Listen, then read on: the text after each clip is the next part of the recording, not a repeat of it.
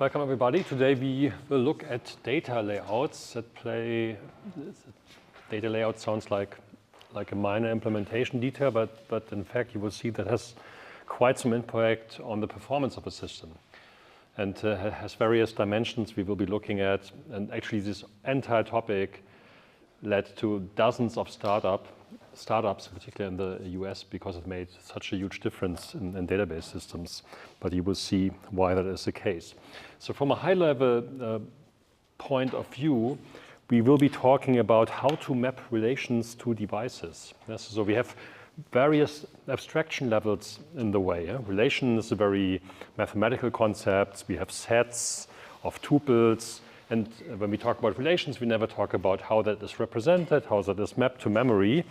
We abstract over that, and of course that's part of physical data independence, as you should know. So in the database we create tables, we do stuff, but on that level we never argue about the physical realizations. That's a separate level you shouldn't be concerned with, and you shouldn't mix these levels.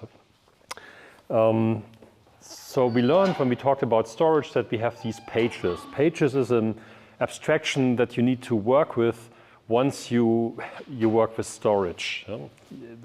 At the end of the day, you save data in something that's bigger than a byte. You have these units, you have blocks, aka pages. Again, the terminology is typically pages is a chunk of memory. You have a chunk of data you have in memory, in main memory.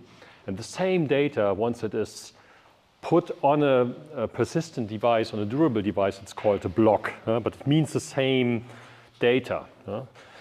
So database systems typically have pages to organize the data, and then that leads to a page ID. So here we have two different pages with two different IDs, 32 and 77. And now the question is, how do we map the data to those pages? We already talked about virtual pages versus physical pages. Again, the size of these units, the size of the page doesn't change. However, that may lead to a different page ID. So what you are seeing when you're operating in user space, an operating system, is a page ID, an address that is virtual. There's virtual memory management. We talked about that. There's this indirection done by the operating system. So the operating system gives you an address space starting with 0, and every process gets the same virtual address space, but underneath those addresses are mapped to a physical domain, different domain, and those are the physical page IDs, but you don't see those. This is handled, this arrow, this mapping is handled by virtual memory management. Then the physical pages again need to be mapped to devices.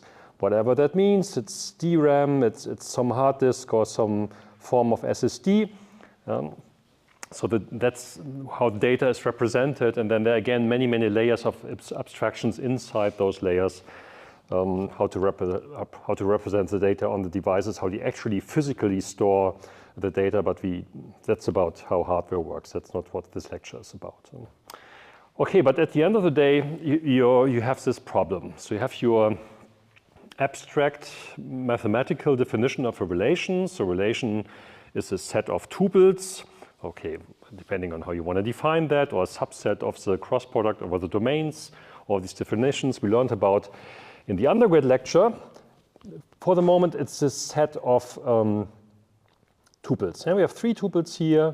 There's no order among those tuples. They all have the same schema. Each tuple has the same schema in this relational world. And now the question is, how do we map this to pages? How do we map the data that's represented by these tuples to actual data pages? And it sounds like a trivial, I somehow do this, whatever problem, but it has quite some impact. And the first decision you have to make is how to linearize the data. Here, I'm linearizing tuple by tuple, basically saying, okay, what I have here is actually a 2-dimensional design space. If you write it as an array, you see that when you write down a table, maybe use the same table here as in that example. This is employees table, employees, 10, 20. Yeah, and you have your attributes here. Let's make it simple. Yeah, and you have your rows.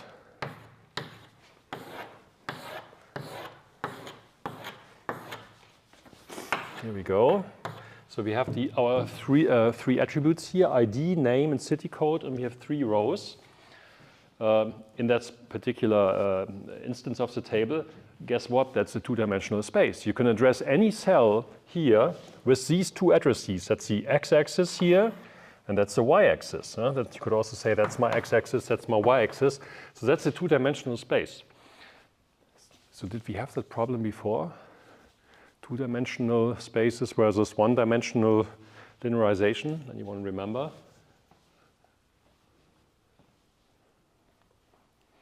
Yeah, we have a 2-dimensional space of data. Here are our data values. That's what you see in the slide.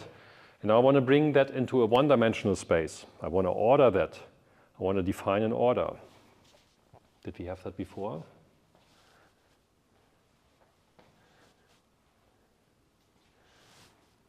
When we talked in the Christmas lecture about space-filling curves, they do exactly that. We had this example of Z-order curves and stuff like that have this ordering 0, 0, 0, 1, 1, 0, 1, 1, and so forth recursively.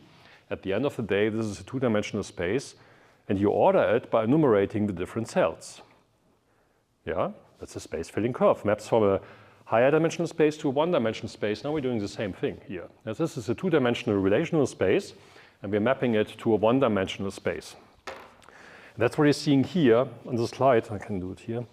Yeah, so now we're ordering the tuples. Now we're saying, okay, I first start with this tuple, then that tuple, then that tuple. And then within each tuple, I start with the first attribute, then the second, and the third, and the third, and so forth. Yeah, if we remove these markings again, that's what you see here. So this is the 23 here, then comes Albert, then comes 45,000 and so forth. So I defined a space-filling curve, so to say. It's a row-wise space-filling curve, which does this, if I write it down again, like a zigzag motion through these tuples. Yeah? And I end up with a 1-dimensional order of those tuples, which you see here. And this kind of linearization works particularly well when you select many attributes. So in queries like this, you see it here. So something like select star or select a considerable number of attributes of the original table. Yeah? Doesn't have to be all of them, but if you select many, many attributes, then typically this kind of organization, this kind of linearization makes a lot of sense. Here's another variant you could do. So here I just changed the order among tuples. Again, there is no natural order defined of these tuples, and you should never exploit that in querying. In SQL, you may only exploit order if you enforce the order in the query. If you say order by tralalala, then you can reason about that. But unless you specify that, there's no semantics on the order of the tuples. But yeah, for relations, it doesn't matter whether I first linearize this one, then that one, and then that one. It doesn't make a difference semantically. Yeah? So you have all the choices and all the freedom in the world to change the order here. Right. Yeah, here's another a bit more extreme example. So here you could say, okay, I first, for whatever reason, linearize 23 here, then I go to this 37,000, then to Rob, and so forth and so forth. So all kinds of crazy things you could do. You could even throw Z-curves or Hilbert curves we learned about in the Christmas lecture at this. Doesn't help too much in query processing for this data, but in theory, you can do whatever you want here. Okay, so once we have that, then we can actually do a second step, or I'm calling it 1B. So 1A is deciding about in which order do we, how do we map from the 2-dimensional space to a 1-dimensional space, and not only with respect to tuples, but with respect to the attribute values contained in the tuples. That's the important thing to understand here. It's not about ordering tuples. It's about ordering the attribute values in all tuples. And you see that here as these arrows go crisscross crazily. Huh? And then comes the next step, that's 1B, mapping this stuff to virtual pages. And this leads to the following steps. So 1A, this ordering stuff, is called linearization. The decision how to map it to one-dimensional space. Once you have your data in one-dimensional space, you still have to make a decision how to serialize that data. So how to get from that one-dimensional order, from that one-dimensional sequence of values to bytes on virtual pages. Yeah? Bytes you can actually write to a file in Python, or in a C++ world, we have more control over memory, how to serialize the data, how to represent the high-level types you have in your relations, in your linearized order, into actual byte sequences. And then this step 2 is devirtualization, handled by the operating system plus hardware. And 3 is materialization. That's basically what happens here. So the storage devices do that for you. Don't have to worry about that. So today we will mainly talk about 1A, yeah? And a bit, and then afterwards about 1B. That also plays a role, but I will start with 1A. Okay, and there are 2 major forms of linearization. You also see that in all kinds of products and discussions and stuff. Maybe I can make my footnote here because I bumped into that yesterday. So in this big data world, there are many products, and there are many companies that sell what's called snake oil. You know what snake oil means in German? Schlangenöl.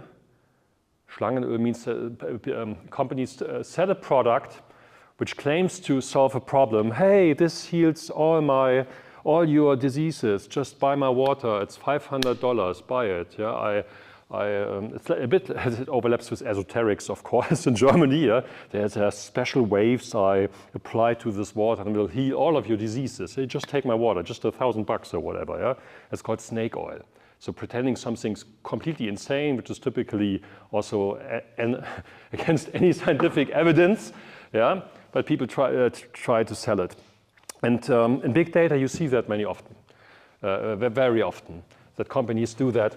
And I just realized when looking for a specific technique that there's a good indication how to detect snake oil. And that is, if a company claims we do X, and then you try to understand what X is. And I did that this week for something I know a lot about that specific technique. I've been teaching that for 15 years. I did research on that. And that sounded similar to what we did back then. So I tried to investigate what they're doing. I spent 15 minutes, and after 50 minutes, I still didn't have the faintest idea what they are doing. I checked 5 YouTube videos. I checked a couple of web pages, including their own documentation. I have no way of explaining you what the heck they're doing. And that's the typical pattern you see in these companies that you try to understand, okay, what it is about, and rather than that, they explain, okay, what you can do with that. Actually, I show you the web page because it's so stupid.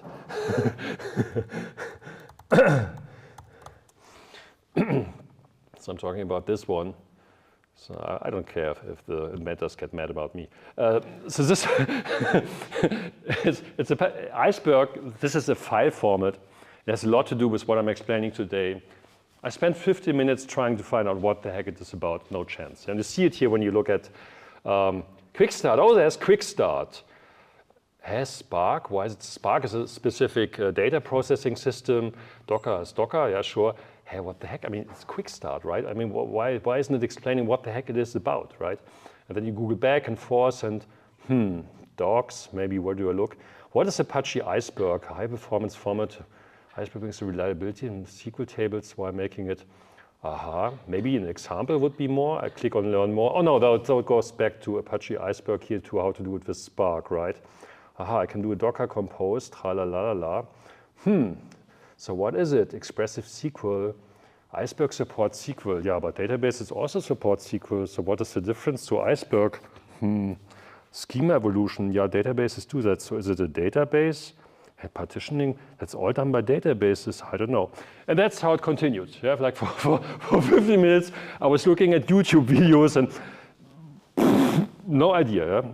And that's, I'm just telling you today, because in an industry you will face these things. Yeah, there's so many buzzwords and craziness and people claiming, oh yeah, we have this new fancy techniques that opens up a wormhole and you can teleport all your data to the different galaxy. Okay, cool, yeah, but how does it work?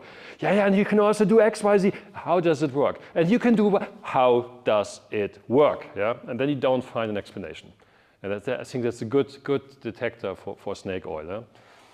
Yeah, I don't know. Okay, end of my ramble. Back to the lecture. So I think you have to really be careful because there's so much in big data analytics of snake oil. Anyway, so row versus column layout. So linearizing tuples in row in this way is called a row layout. So row by row, you linearize your data. And again, this is how you could draw a curve, a space-filling curve through that data. And in contrast, another alternative is called column layout. Yes? So here you first linearize values of one particular column, then the next, and so forth. Maybe use a different color today because there's many markings in red already. Yeah, first this column, then that column, and so forth. That's called a column layout. And that makes a difference depending on the queries. Yeah? So if you look at a query like this, so what do you feel like? Is that a good idea for a row layout? So here we have a row layout now. Would that work well or no?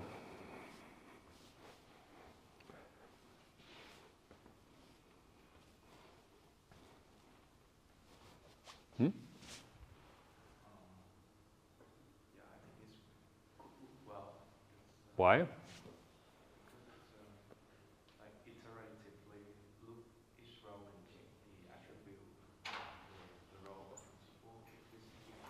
You speak a bit louder, I can hardly hear you.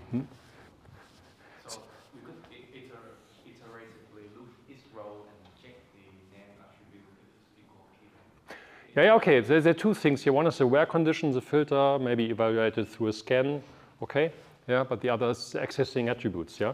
So we have to go through each row and look for the name Peter, which is in row layout not very efficient. Maybe the column layout would be better because then we know in this space there's only the column names and we only have to group them. Excellent answer. So this is a bit of a trick question actually because it has two aspects. With respect, I'm just rephrasing what you're saying, with respect to filtering on a single column, maybe a column layout would be better because if I first filter on name, identify, and then by doing that, identify the records that qualify, that's kind of a column layout would make much more sense. But there's a second part, and that's the select star, then returning all attributes from the qualifying rows. Yeah, so if you simplify the problem, and we get rid of this, here's the second part, huh? You see it actually. In this kind of query, without the where condition, it's absolutely clear that the row layout is better because you return all attributes from all rows of the entire table. Yeah, column layout doesn't give you any benefit. For evaluating this filter condition in a scan, yeah, that's probably a column layout would make more sense, but then you have to basically join or reconstruct the attributes for all qualifying tuples. Huh? Very good. So what about this insert into?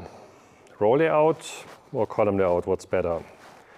Inserting a new tuple into that relation. Yeah? A row layout. Why? We're inserting in multiple columns. Yes, we're inserting in multiple columns, so a row layout is better because it's basically feels like appending here another tuple.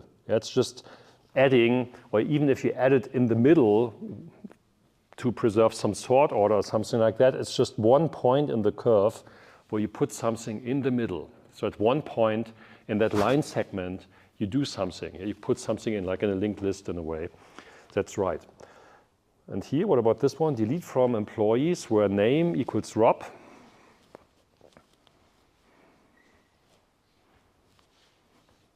Someone else?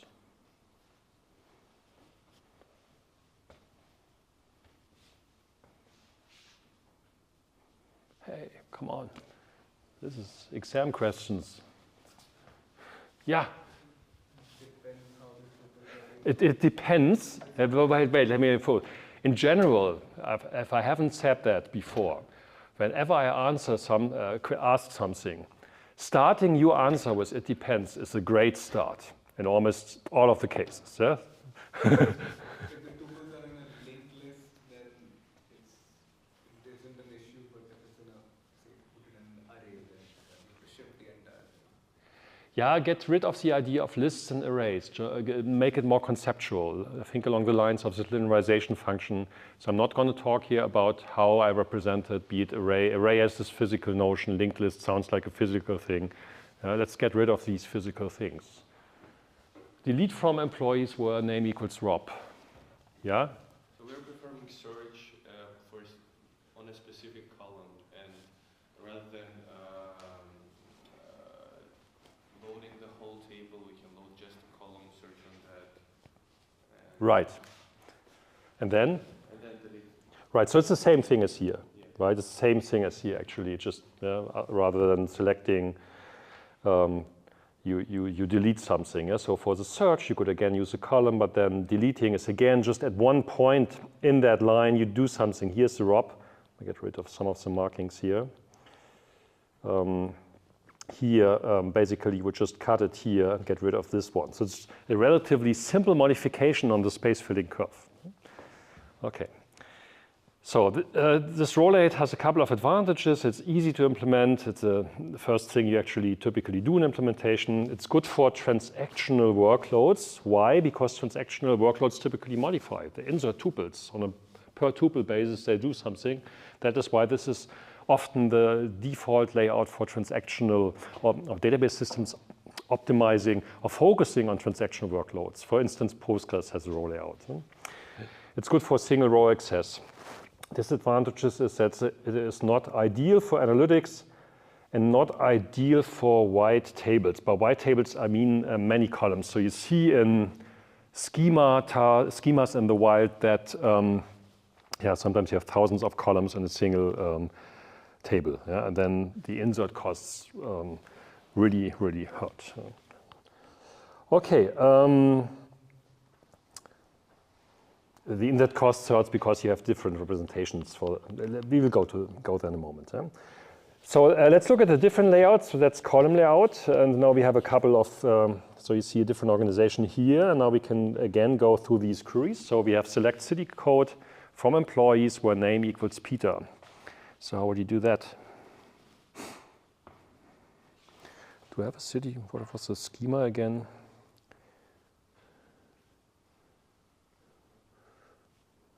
Schema is not here. Anyway, it doesn't matter. So the pattern is you select some attribute here, you filter on some attribute from this relation. So how does that work in that layout? Yeah? So technically we have 3 columns. Yeah? 3, no, why? No, it's not 3 columns. So you mean in the relation underneath, yeah? Sure, okay. We only have to load 2. Yes. The column layout would give us a little bit of advantage. Yeah, and with your answer, you already see. I mean, it's very good. There's different levels of thinking about that. So we can always reason about, okay, how much data do I have to load from underneath? And then comes the second level. Okay, how the heck do I even evaluate this stuff? Yeah, because you have to. Okay, name equals Peter, and then it boils down to, you could, for instance, read both columns kind of at the same time, and if for one row, you always have the city code attribute value and the name attribute value in your algorithm, and if it qualifies, you output the city code of that tuple. If it qualifies, it will be one way of implementing that. Yeah? But you only have to read 2 out of 3 columns. That's right. Yeah, what about this one? Name, comma, city code. Selected 2 out of 3 attributes.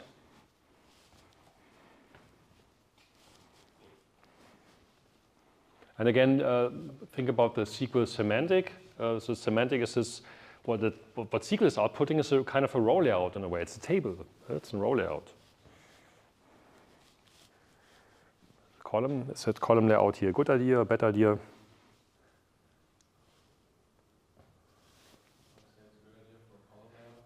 This is a great way to start answers. How would you start an answer? Yes, right. Here you have only like you can return two of your 3 columns without having to do any filter.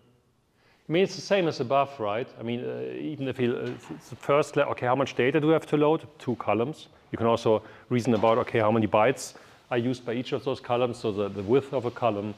But it's 2 out of 3 columns, so probably it's very similar IO-wise. It's a similar access pattern. Yeah. So so in general, for these layouts, if you select most of the columns or many columns, column layout may not be any better. Typically, column layouts work for if you only select a smaller subset, typically. Yeah? And where the cutoff is depends on the implementation. What about alter table? So alter table, meaning there's a table employees, and now you're adding a new column to this relation / table. Just can attach the column to the page. I cannot, I can. You can just attach the new column. Yes, just attach a new column. That's actually super easy. Yeah? So rather than, if you go to the row layout again, if you added a column here in such a layout, then you always have to fiddle in this new value here and change the curve. It's crazy. It doesn't really work well. Huh? But here, this alter table in the column layouts works super well because you just basically do something like that. Same, of course, holds for dropping anything here. What about this one? Select average city code from employees. Yeah, and that's actually what you see in analytical databases. Yeah, you have all kinds of aggregations. This is just aggregating over the entire relation, but could also be combined with a group by. But typically selecting few of the columns. Yeah, and few of the columns means only a very small subset of the data selected, and that is where column layouts are really a good idea. Yeah? So this is good for single or few column access. It's good for analytical workloads, which also means read-only typically. It doesn't have to be, but analytically is at least read mostly. Yeah? This is not ideal when accessing many attributes, and it's not ideal for transactional workloads.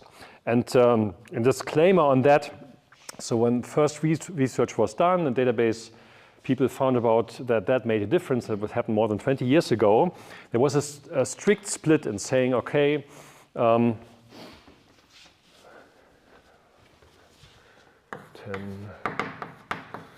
people would really say, okay, if it's analytical, so we had that before, online analytical processing, it would be column layout.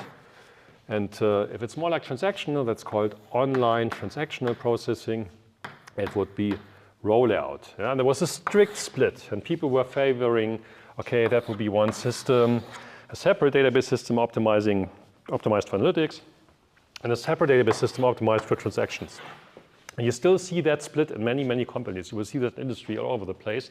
So that's your the database that's kept up to date. I think I've explained that before on the board, right? Yeah? And regularly you copy data overnight into this system for analytics, and that will be using then a column layout optimized for analytics that would stay in row layout. However, the boundaries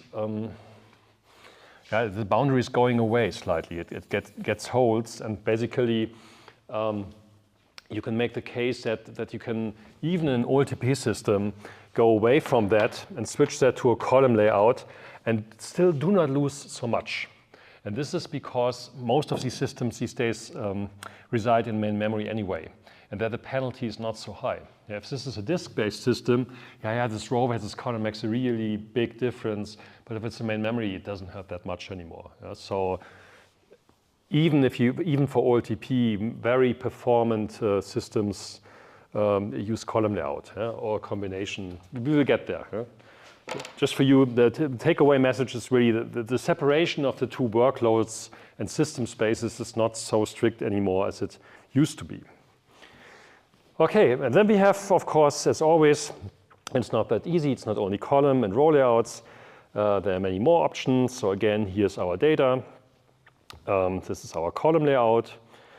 And that is how you could represent that in an array-style implementation. So Yeah, now we're getting into implementation decisions basically, but still on a very high level. But basically, if you have like array-like structures or list structures like in Python, and you know this is 0, 1, 2, and that holds for all of these columns, yeah, then it's clear that this 0 here corresponds to this 0 here and to that 0 here. So even though the data for a single tuple is distributed across 3 different structures, you have a way to reconstruct the stuff, yeah, because that's important for query processing. Yeah. Right. And that's called implicit keys, actually. Yeah. But if you have something like that, you could also do an explicit, was a bit too fast. Yeah? So here the arrows go a little bit crisscross. You have some wild linearization through your data. You could also make it explicit, have an explicit key. Yeah? And you have the columns in all order and say, okay, basically here, these correspond. Yeah? So here it's not in the same position in these structures. The data values for the different columns, it's not in the same position. And then, of course, you can join. Yeah? You can join over that key, yeah, to reconstruct this specific tuple with 42 Rob and 37,000. Yeah? That would be one way of doing that, but it's more costly. Yeah? From what I know, most systems have more like a representation like that because it's so much easier to handle. Okay. Yeah, this is just an example showing the effort. Yeah. That's also a fixed term you see sometimes in these systems, because if you split your data into columns, at some point you have to reconstruct the tuples. Again, if you have a select star, yeah, and you want to return all attribute values for all tuples that qualify, you return that tuple by tuple. You get this table, and if you have a, yeah, you send a query to a database via a JDBC driver or something, and then you get an iterator, and you pull on the iterator, you get the next tuple, the next query result, and that's a row. Yeah? So you have to reconstruct the row. And for that, you might have to join data across these different columns, which are all relations in itself, of course. And for that, you might use sorting, for instance. So once you sort it on these on this key, then you have the same property as with implicit representations again. Yeah, you can step through these columns one by one to reconstruct the tables. But that's just one way of doing that. There are others. Okay. Yeah. So let's look at a couple of variations of that. So here, assume you have a workload containing both of those queries. Yeah? So you have select star from employees with this filter, and at the same time you have something like this. Yeah? So this is more like on the, where we said, yeah, okay, yeah, the filter could be done column store, but maybe you can also get rid of this where clause and say, okay, this is clearly a row style layout would help, and here's clearly a column layout would help. Oops, an analytical layout would help in that case. Yeah, there you could do something like this. This is called fractured mirrors, and this is one way of visualizing it. A better way is this one, saying, okay, why not keep the layout in both? Why not have 2 data layouts at the same time? Yeah? So you could keep 2 copies of the same relation, and one is in row layout. Yeah? Here's row, and here's column layout. And depending on which query comes in, I send it to the appropriate layout. Yeah? So if it's more like an analytical query, I send it here. If it's more like a transactional query, I send it here. That's called fractured mirrors. Any problem with that? I mean, the benefit is, of course, that you can basically you match queries better to a suitable layout. Huh? But what is the big flip side here? Yeah?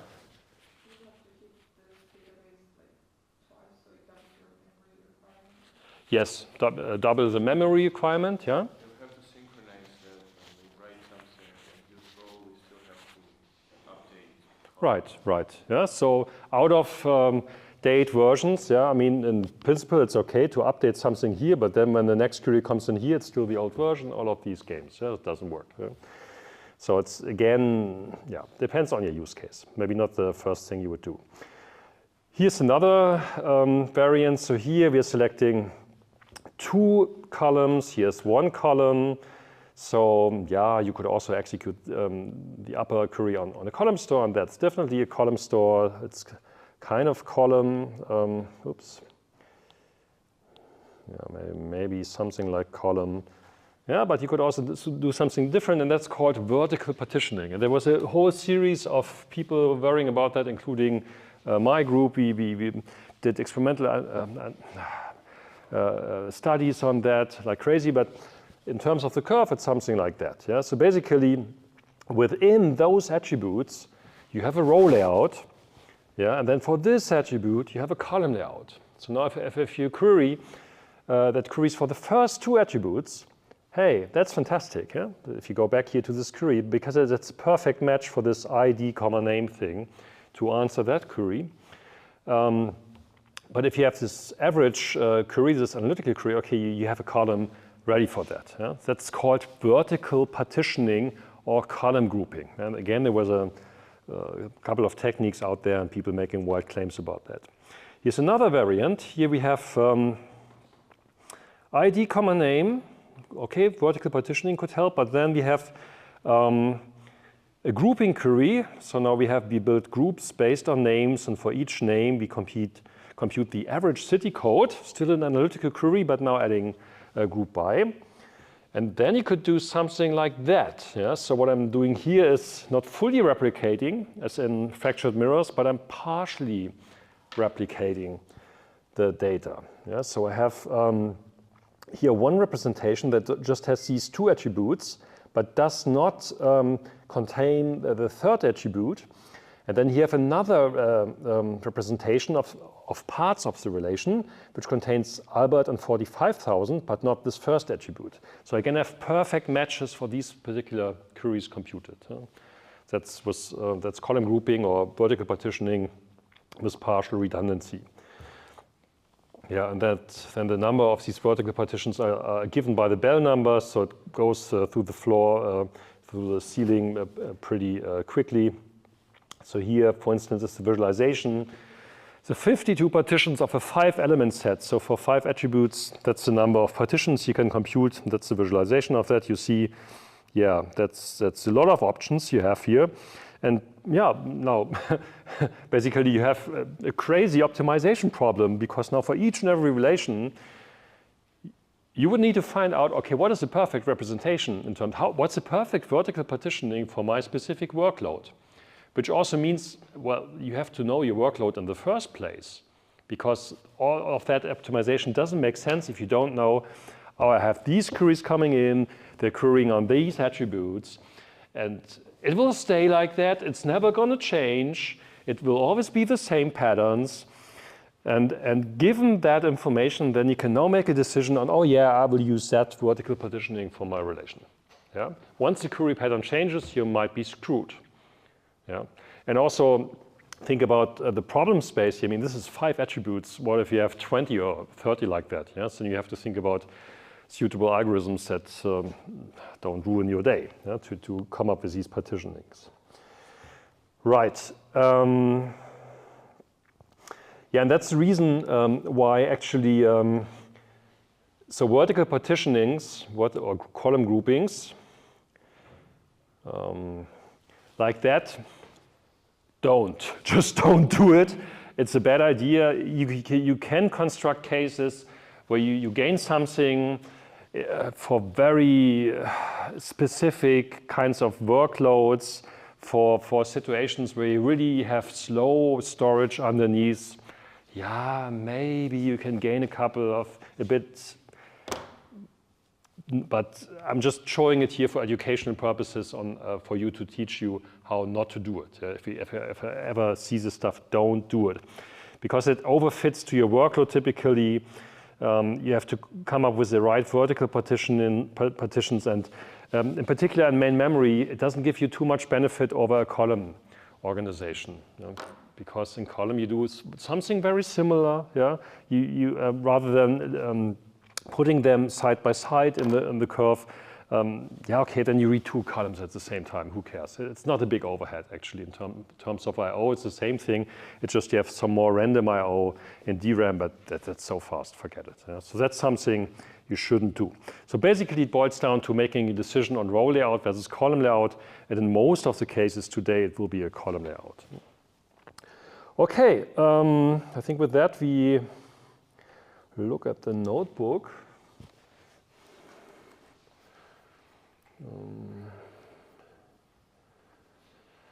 So we have a little proof of concept we implemented here. It's on main. And we do this using CSV files. Of course, no one would serialize data in the CSV files in a database system. Don't do it. It's not efficient. You have parsing costs for reading, parsing effort for that. Yeah, don't do that. We have some binary representation. But it proves the point. It's the same thing because at the end of the day, we actually, it's the same data and the parsing effort is the same across both methods. So the first thing we do here is we create some fake data similar to previous examples. We use this faker library, and then we have a simple book class, and we create a list of those books. And the book consists of 3 attributes, fake sentence here, which is meant to represent the title. You see it here, the title of the book, then the author, and then the price of the book. So a simple, very simple 3-column relation. And then what we use is this pandas data frame library. It's a bit of an overkill for the point I'm trying to prove here, but that's how we do it. Yeah? Doesn't matter whether you use pandas or not. It will be the same effects. So this also gives you another visual output of that here. All of a sudden now we see a 4th column. That's kind of the index in an array or the index in the data cell, or database people would call it the row ID. Yeah? So it just gives you an enumeration of all of these values, of all of these rows. We have 10,000 rows. So here again, you see these two-dimensional domain. 10,000 rows times 3 columns. That's our 2-dimensional space. And now we're linearizing that. Yeah? In row layout, in row linearization, and in column linearization. So we emulate a row store.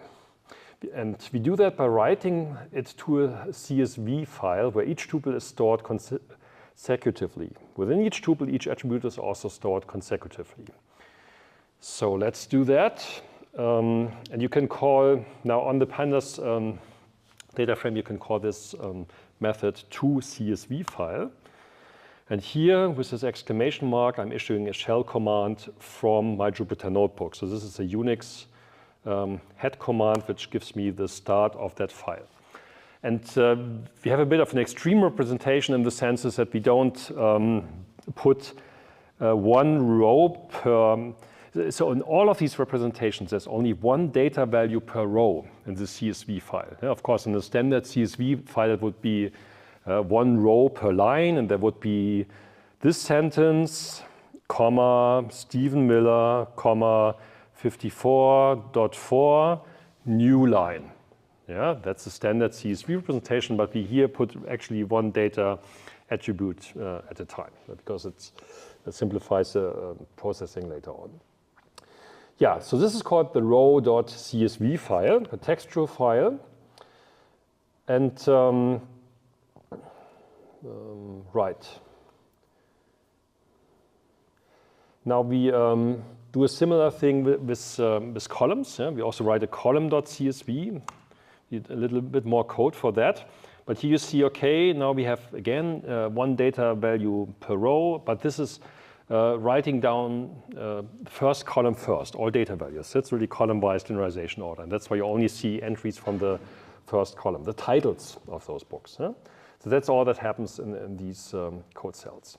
Yeah, then we can look at queries like that. Here we also included limit and offset. So offset means, okay, I'll start with whatever the query result of this query is. Start with the result at position 100. The 100th tuple is going to be returned, and from there on, return 314 tuples. Yeah, so like that, you don't have to start with the first tuple of the result. You can start with whatever the 20th tuple or something like that. This is here again implicitly assuming an order. Again, to make that right in real SQL in a real database system, you would have to add order by. Limit and offset shouldn't be used without an order by in a real database system, but as I know what the order is in this implementation, it's okay. So now we run queries, and basically we hard-coded this query now based on our row.csv. Yeah? So basically we say what are our attributes? We use attributes 1 and 2. Yeah? That is author and price. Yeah? So attributes are numbered from 0, 1, 2. So here I'm saying, okay, I want to have attributes 1 and 2. And then with some arithmetic about this two-dimensional space, yeah, which cell represents which data value, I can now reconstruct the data in this cell, and that's what we're doing here. And then you get a specific runtime. Yeah? So for this runtime, for this query, you get 10.7 milliseconds to execute that. And then we do the same thing for column order, and you see, okay, that's 16 milliseconds. So it's a bit, is that reproducible? It's kind of reproducible sometimes. So it's relatively fast, yeah. And so it's important in these measurements to, whenever you measure something, make sure there's no print in between. Yeah, we have these measurements here where we start the timer. That happens here, and then we end the timer, and then you see the difference here. Divide by 1 million because we measure nanoseconds and 1.5 milliseconds, and then we round.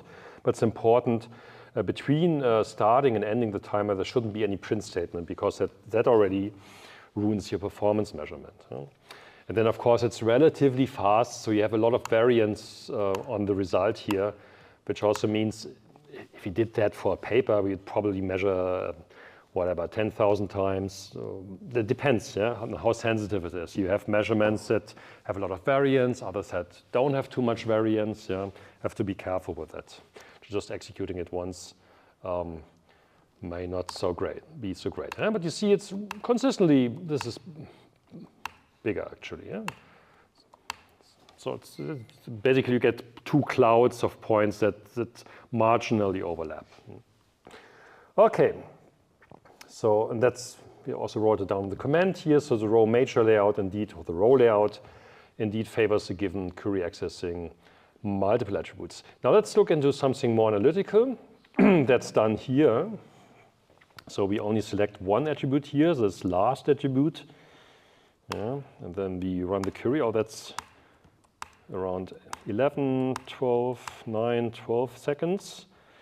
Now the same thing with row layout. No, this is column. Oh, that was row layout. Sorry, this is the top cell is row layout. This is row layout. It's about 11, 12 milliseconds. Oh, this is a bit faster. There you see it already. Even though it's CSV files, even though that's not a real database, you see there's a difference. And then it depends on what your type of workload is, of course. I mean, if it's a once in a lifetime query, I mean, whether it's 12 milliseconds or 8 milliseconds, who cares? You won't see that, and the costs for that will be overshadowed by costs of your application anyway. But if the data gets bigger, if you had 1,000 times more data, yeah, then the unit would be seconds rather than milliseconds. So 12 seconds versus 8 seconds, or 9 rounded, 13 versus 9 rounded, is a difference. Or if you have many queries in the system, yeah, you have thousands of queries coming in, and you want to increase throughput, and you want to make sure that you can handle that with the least amount of hardware possible, yeah, then maybe you want to worry about that. So in particular for cloud providers, they're working on these problems. So companies like, whatever, Snowflake, Salesforce, and something like that, they really optimize these queries to be as fast as possible, and they run into these problems. Even in standalone analytical situations, if whatever, as part of your thesis, you eventually analyze data and you reanalyze it multiple times, and then you change the query slightly and run it all again, and then change it again, and add something here, clean the data, tra-la-la-la. It adds up. That's the point. Yeah? So the more you gain here, it may be worth investigating a better data layout. And that's something to keep in mind here, really. Because the changes may be more drastical. Here this is shown only three attributes, but if you had 1,000 attributes, then the row versus column is the real killer. You were talking about orders of magnitude performance differences in that word. So row versus column. There are a couple of other options I would like to show. This is actually has more impact, was interesting, makes a lot of sense when you think about that. And one is called partition across, or PAX. That was the original name for that. It was published 25 years ago. And the idea here is that a bit similar to what we've seen in space filling curves, you build these units in a way that you say, okay, I look at the first 3 rows, and then within these 3 rows, you do a column layout. Yeah? Column layout, column layout, column layout. So basically, it's kind of a recursive enumeration if you want. So here's another example. Basically, you build this chunk, and within each chunk, you have this column layout again. Yeah? This is called partition across. Here's another conceptual view. So basically, it's akin to mapping it to 2 blocks, and within each block, you have these layouts. And yeah, an important variant of that is called Parquet, and it introduces another recursion level in a way. So originally, this PAX layout was meant to be a compromise in main memory. And if you have main memory pages of whatever 4 kilobyte, yeah, the idea was really to have something like, okay, attribute A resides here, attribute B resides here, and attribute C resides here on that page, but all tuples sit still on the same page. Yeah, so if you had previously an organization like this, yeah, previously the organization was like that, and then you had the different values A, B, C, A, B, C, A, B, C, A, B, C, and so forth, distributed over that same 4 kilobytes page. Now inside the page, you split the representation up. And that was one motivation for doing that, but also that basically you kept the same data on the same page. There was no change whatsoever. If the tuple resided on page 42 before, it would still be sitting on 42 afterwards. Just within the page, it was on a different place. Yeah, and still from within the page, you had to reconstruct tuples. Yeah, that was the only difference here. And it was also easier to integrate that into existing systems at the time, because you didn't have to worry about complicated algorithms. We just had to, whenever accessing a page, yeah, the place on that page changed, but it wasn't the page itself that changed for a particular data item. So that was a very nice method in terms of easiness, the easiness of integrating it into an existing system. Yeah? That's a great idea, doing it like that. But this evolved then and was used for all kinds of big data systems, tralala formats. And then the big change that happened was that, okay, now the page was not 4 kilobytes anymore, but was whatever, crazily big, whatever, 64 megabytes or something like that. This visually doesn't even correspond. It's much bigger. And still, people would initially do the same thing. Maybe make it not as, I don't have to make it as wide as that. Yeah, so much bigger page, visually. I think I would need 2 blackboards for that to make it visually. You're getting the point, okay? So much bigger pages. Yeah. Notice the M here rather than the K. And that was used for distributed file systems, Spark, MapReduce, and what all these big data systems are named. And initially, they did something like that. Huh? So ABC, you had these regions, ABC, just with way more data. Yeah?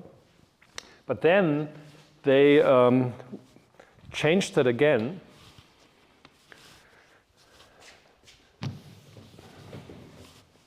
to introduce so-called row groups. So what they did was inside the page, again the 64 megabytes, and that's why it is called parquet or parquet, like inspired from this floor, a wooden floor. How was that? You would split up the data into so-called row groups.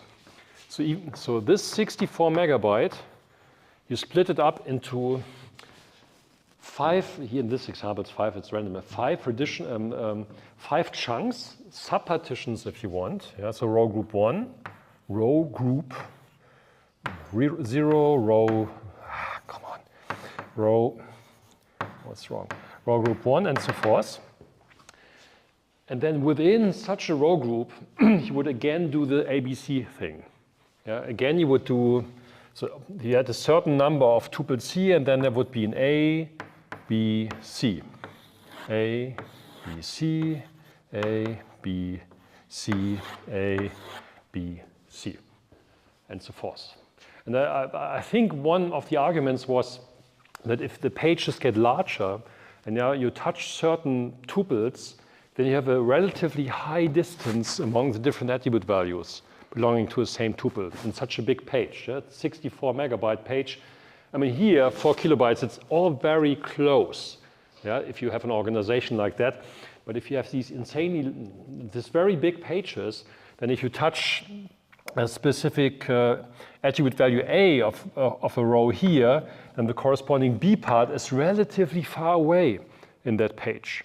So, yeah, and the C as well. It's really spread out over those 64 megabytes.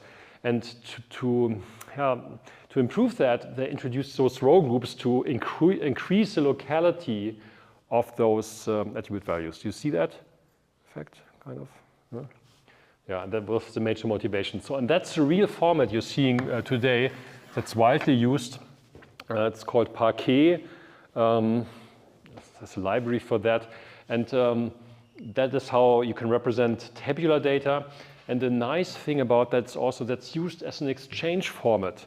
So various different systems can read and write those files. So it's a natural exchange point. Yeah? You work on data with one system, or you create this data with one system, and then you want to use it with the other system. Yeah, you can use Parquet as the exchange format, as it's a kind of a common language many of these systems speak, and it makes it much easier to just take your data and then look at the data with tool X and then with tool Y and Z and stuff like that. So the exchange is so much easier.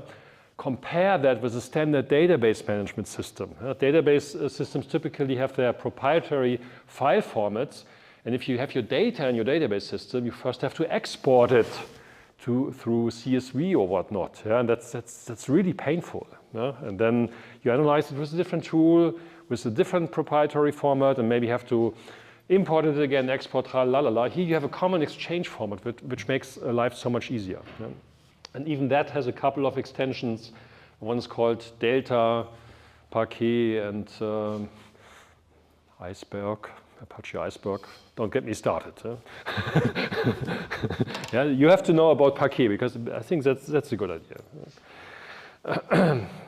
Okay. Yeah, so to sum up this discussion, so the optimal layout depends heavily on the workload.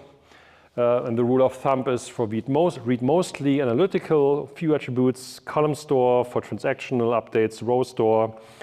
You might have gains for hybrid layouts, but typically with a column layout, that's the first thing you need. And before optimizing the layout, there are many other tuning knobs you can look at in a database system. And in the following, we will look at this other tuning knob, which may have way more impact on performance than optimizing the layout, and that is compression. We looked at that already in the context of bitmaps and bit lists, how to compress them. You remember run links encoding and word-aligned hybrid. So this is not compressing indexes, this is compression in general for your data or for your data representations. And we had this Hawaii example initially when I talked about storage layout, and there are obviously these two things. There's this access time, how long does it take us to walk to Hawaii and back? So it's basically round trip or the random access time. And the other is the bandwidth. So how much can I transfer in a given unit of time? So what we're looking at here really is not, so compression can have two aspects. The one is to save storage space. That's a typical use case you are familiar with. You want to save space on your storage devices. That's why you compress it. Your videos are compressed because it would be insane to use a non-compressed video format. It's the same for music, it's the same for pictures, JPEG. Of course, if you are, if you want to fiddle, do whatever Photoshop with your pictures, then you maybe go for some uncompressed or less compressed format. But at the end of the day, it's about saving storage space. And that's not what we're looking at here. We're looking at compression to save bandwidth, to save transfer time. And again, the best analogy is, assume you want to transfer balloons for a party. You can inflate those balloons and put them in a truck and then ship them elsewhere. That's not such a great idea because the truck, I mean, you won't have space if you inflate the balloons before shipping them. It's a better approach to deflate them or not inflate them in the first place, put them in the truck, then ship them to the destination and then inflate the balloons.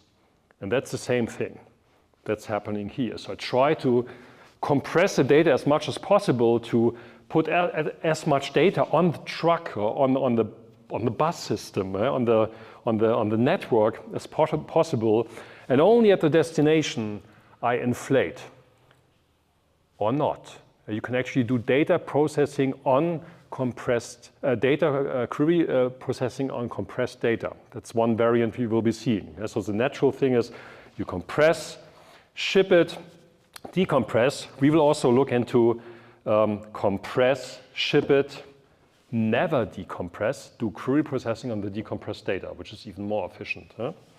But that's just the outline. So we look at saving bandwidth. And here a couple of examples. For your music, it's MP3, where those WAV files, WAV, however you pronounce that, and so forth and so forth. And then we can do some calculations. So the first is what is the transfer time? It's actually pretty trivial. So the overall transfer time to send n bytes of data from storage layer X to storage layer Y. Like in a storage hierarchy, all of this discussion applies to all of these layers. So be it that you transfer data from SSD into main memory or from main memory to your CPU or from server X to server Y, same discussion, no difference whatsoever, just the constants change. The transfer times change a bit, but it's the same kind of techniques that play a role.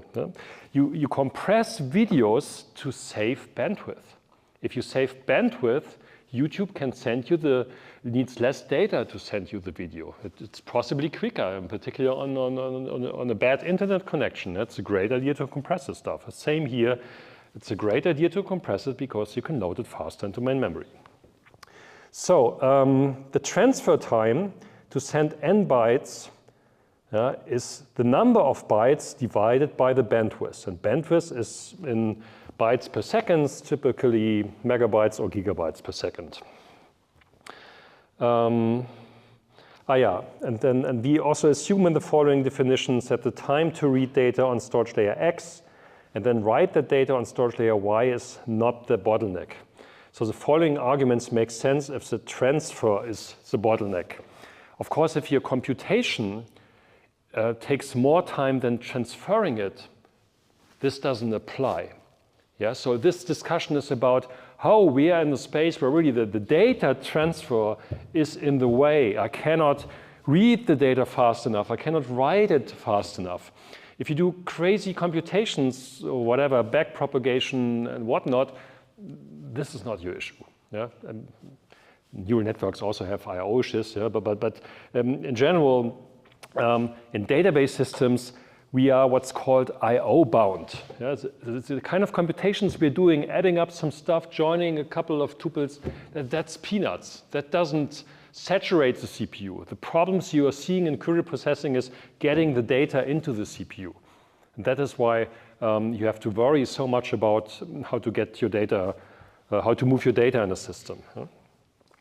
Yeah, here's an example, but that should be clear. So the transfer time for 1 terabyte of data without compression, and this bandwidth is obviously 1000 divided by 10 is 100 seconds to transfer the data. And now we will look at how that changes under different compression ratios. So now we have to factor in, so we look at the transfer time for compressed data. So there's a subtle difference. It's the transfer time for uncompressed data, TRUC. Or here is the transfer time, TRC, for compressed data. And now we have a couple of components, because the first thing is, we have to compress it. That takes some time. And then the next is we have to transfer the compressed data. This is not N anymore, this is NC. This is compressed and hopefully smaller than the original N. Otherwise, we can only lose.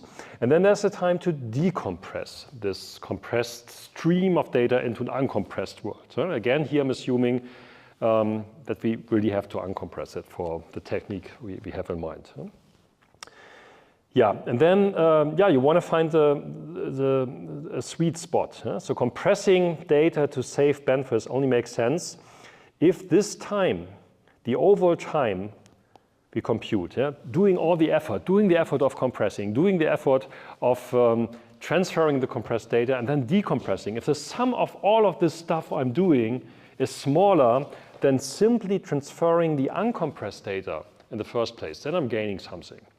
And that's what we're looking at here in this calculation.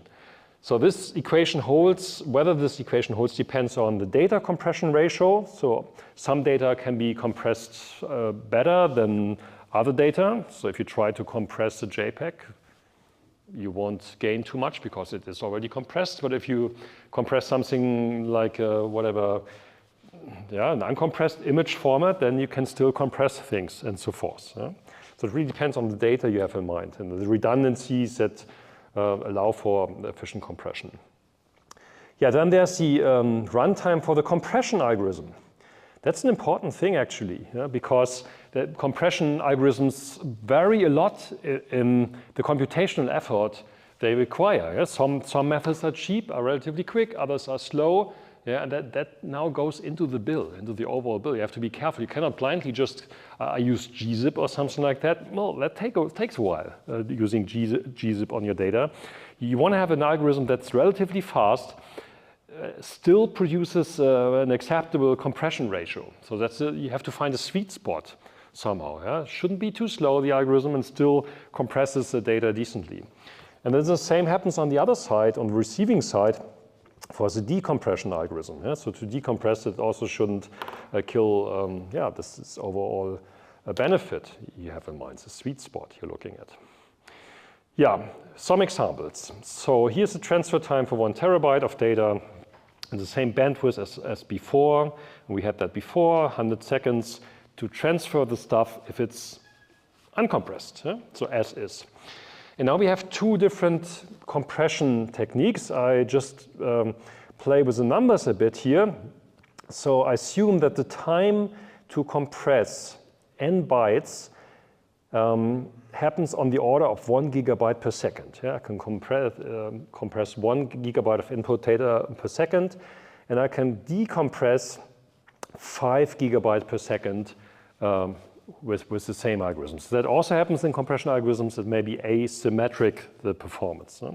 So the compression ratio, I'm assuming here is a factor of 5. So it's 1/5 of the input data that I need to transfer.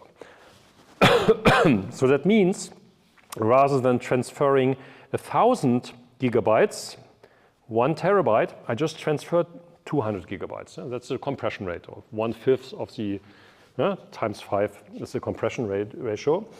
However, I first have to compress the stuff. So this is relatively slow. Yeah? So this is 1 gigabyte per second. So this yields 1,000 seconds. That's insane, right? The transfer is 20 seconds because I can do 10 gigabytes per second. 200 by 10 gives you 20. Decompression of the 200 gigabytes, yeah, because that's the stuff that's coming in. That's the compressed data stream. And I know that happens at a ratio, at a rate of 5 gigabytes per second. So 200 divided by 5 is 40 seconds. The sum of that gives you 1,060 seconds. That's a bit bigger than 100 seconds. So not so great choice of algorithms here, obviously. Yeah? You compress the data, you saved bandwidth, but you lose an overall execution time. However, let's assume we have an inexpensive compression method that could compress at 50 gigabytes per second. Yeah, then you have the time to transfer the stuff, the same as above. Yeah, I don't know. Sorry, this is a decompression ratio. It's a decompression algorithm. It's also very fast. 100 gigabytes per second decompression, 50 gigabytes compression. Compression ratio drops to 3, so it's not as well compressed as with the expensive method. Here we only have 3 rather than 5. Now let's do the math. So here we only need 20 seconds, 1,000 divided by 50 is 20, to compress the data. We have to transfer a bit more data, yeah, so 1/3 of the original data. This gives us 33.3 seconds.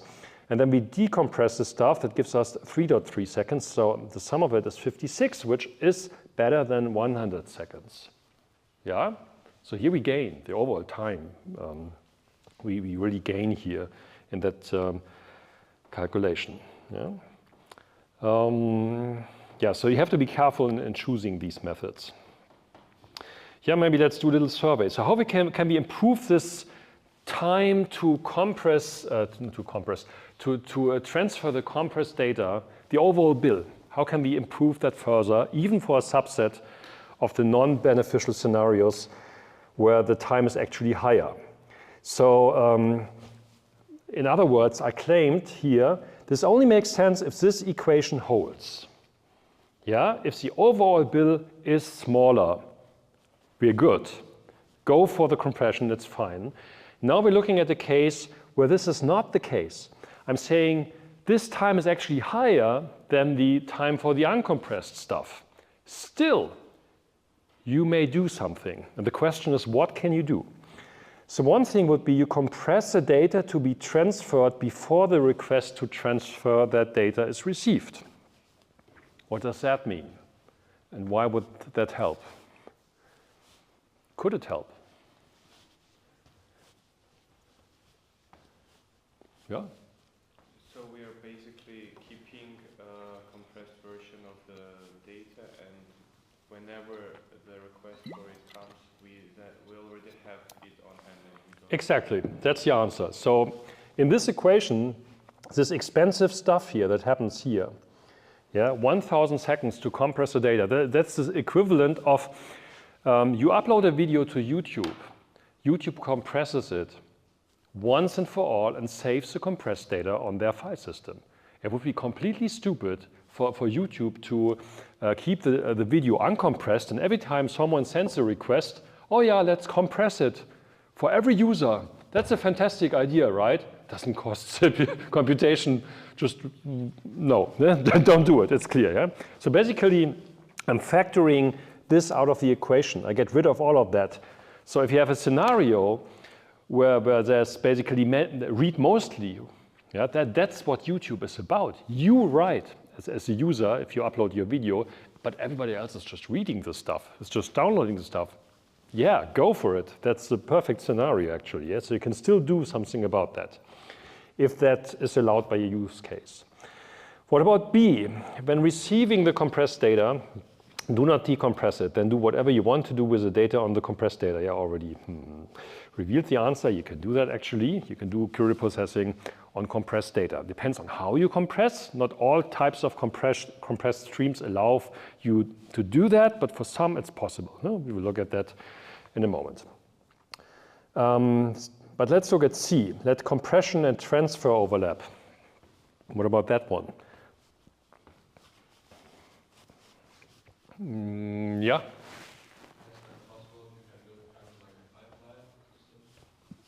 Yes, of course, in pipeline. Yeah? So that's again hidden in my math here. Yeah? Be careful with math. Yeah?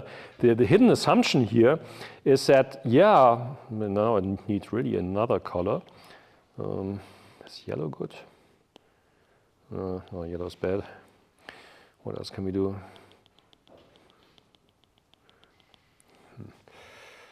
Too many annotations here. So, right, yeah, so here this sounds like you first do decompress, yeah, first, and then you do that. But typically these compression algorithms already spill out some output stream while they're compressing more data, yeah, so it's not like, yeah, they do something and then they all of a sudden process the compressed data stream. Yeah? It's a streaming algorithm typically. Yeah? They spill out some data and you can already ship the first data that was compressed while the compression algorithm is still running. So that may still overlap. Yeah? So basically the cost you're paying is the maximum of the two factors here. Yeah? Whatever is more expensive will dominate your costs, but it's not adding up. Yeah, so that's an important thing here. What about D? Let decompression and transfer overlap.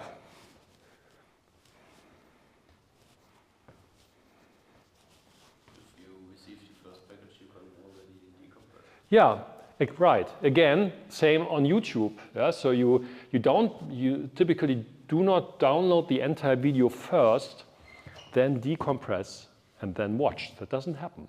You get a couple of seconds or minutes are buffered in your browser, and it's already decompressed and displayed for you to watch the video, but there's no need to wait here. So that means all of these three components can overlap actually, yeah? Compression, transfer, and the decompression. So that changes the bill, and therefore there's more room for optimizations here. Yeah, good. Yeah, then you can also, the question is, okay, nice. So compression makes sense for this, but how do you compress? So is it attribute values, is it tuples, pages, horizontal partitions of a table, entire tables, and or the entire database? And that gives you an important trade-off because the bigger the granule, the more data you're compressing on, the higher the compression ratio typically. The more you can do. Yeah? The higher the gains. But on the other hand, I mean, you want to access a tuple, you want to access a page, a table, I mean.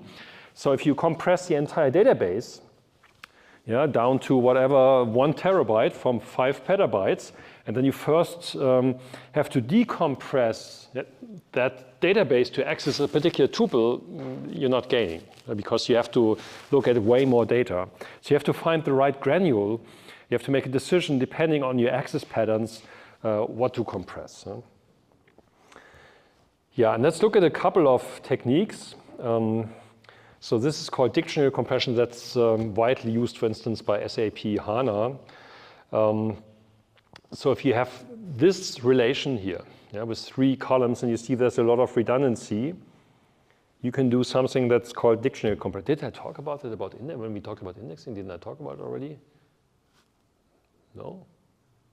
No, I didn't. We looked at one-length encoding, right? One-length encoding. I know that's, okay. I don't know what I mean, what confuses me. So when you look at the decisions for bitmap indexes to create, we had a similar discussion. Yeah? If you have a lot of redundancy, then the bit lists make a lot of sense. Yeah? It's the same thing here. I'm just not using bitmaps, I'm using dictionaries. And the idea is basically you split up the schema. You're saying rather than representing here these characters, yeah, these long strings here, and repeating it all over the place in your storage, you split up the table and say, okay, this is my dictionary. I encode each of these strings with a primary key and then use the primary key here. And then you can easily reconstruct the initial table by just joining these two relations. That's called dictionary compression. You can do that on your existing database schema if you want, in any database system. You know? Or you can do it in the physical representations of the database system. That's another way of doing it. But you will save a lot of space, in particular if the domain of these attributes is big. You have there's many characters. Yeah? So you only save this Saarbrücken once. Yeah, you can do that for more columns, which would add more joins. Yeah? So that's the price you pay. Then you might have to join or perform more joins for certain queries. However, what you can then also do is you work on compressed data directly. So if you have a query like this, you give me all colleagues, the names of those colleagues that live in street Unistreet. What you can basically do is you first look up the dictionary, the streets dictionary. Let's do it here.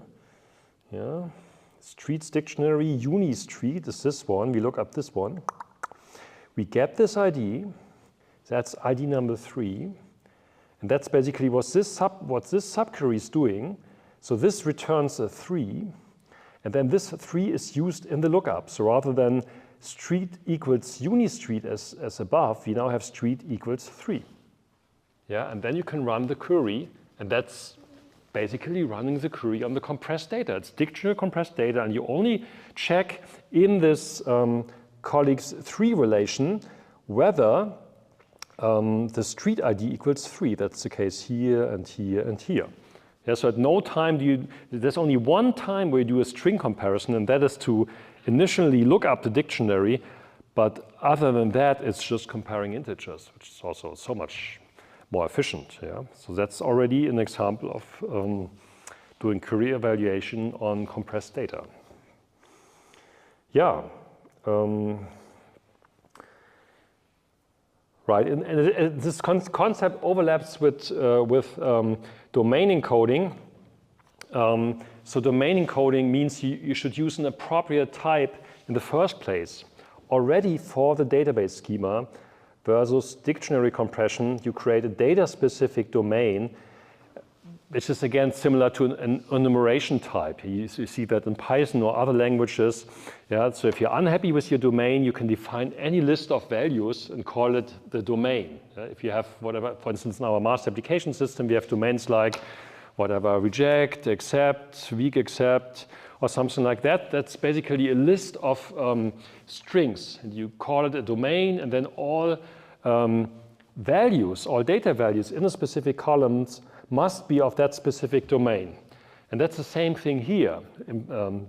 It's just more explicit. I'm saying I can only use numbers that also exist in my dictionary. So it's a standard foreign key constraint. Yeah? So you must only use numbers that exist in the dictionary.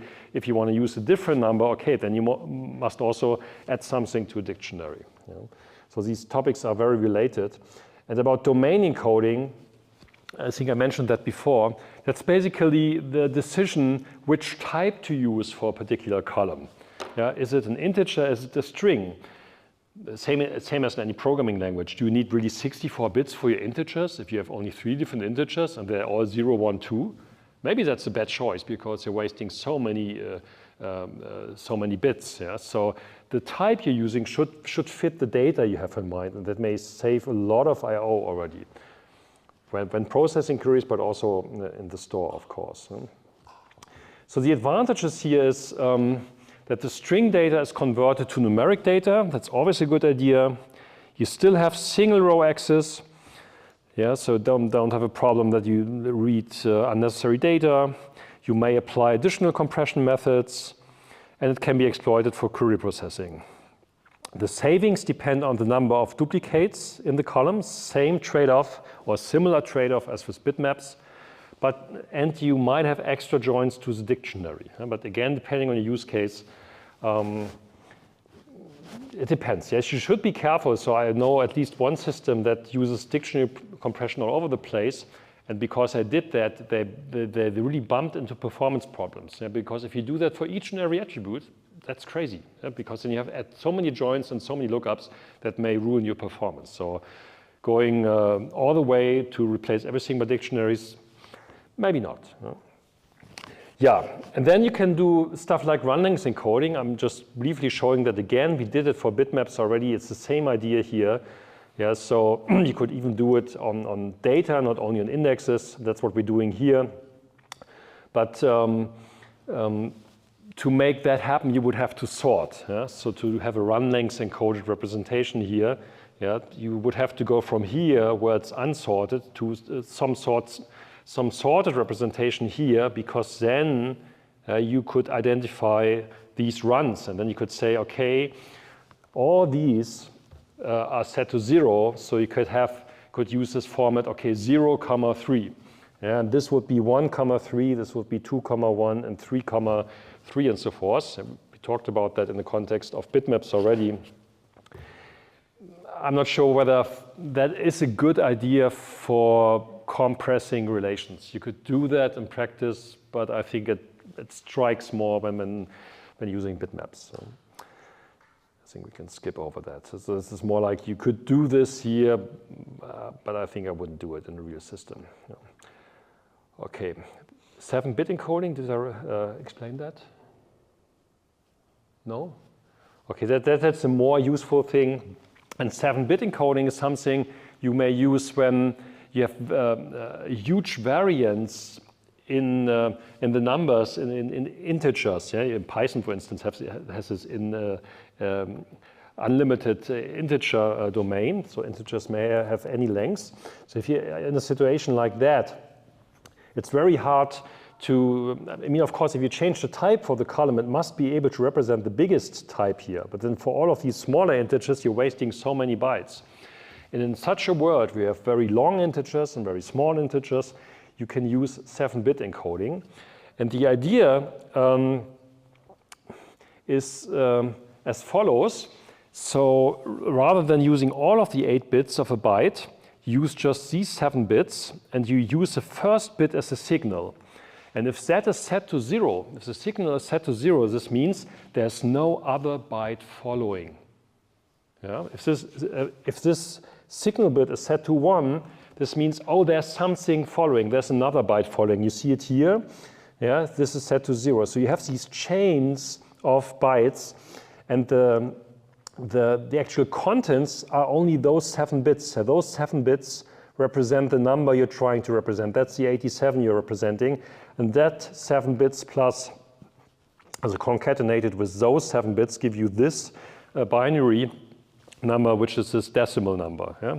So on every byte, you waste 1 bit for the signal bit, but that gives you the possibility to have very varying lengths representations of your integers. So that's a very good compression techniques for these kind of situations. So the other thing you could do is when you're in this world, I'm